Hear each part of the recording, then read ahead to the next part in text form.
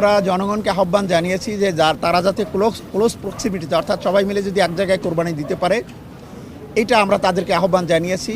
তাহলে আমাদের ময়লা কালেকশনের সুবিধা হয়।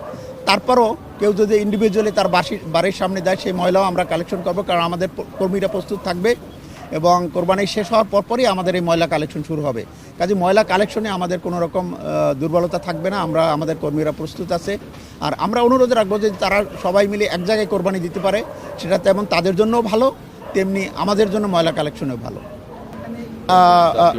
জাতীয় মসজিদ বাইতুল মোকাররমে ইমাম সাহেব, এবং এটা আসলে আমাদের ধর্ম মন্ত্রণালয় থেকে ওনারা ঠিক করে দেন।